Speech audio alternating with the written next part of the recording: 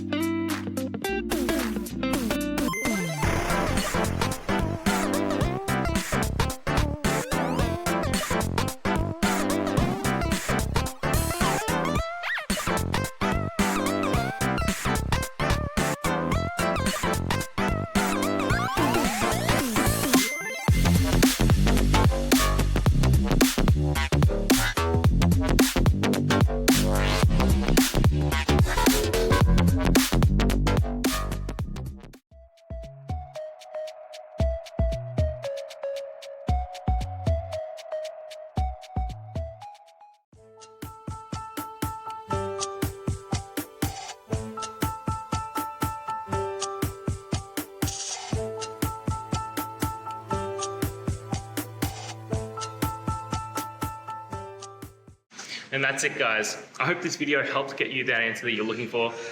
Now, I'll see you next time. Please subscribe for more question and answer videos. And if you have any more, please just shoot them through in the comments. Have a good one.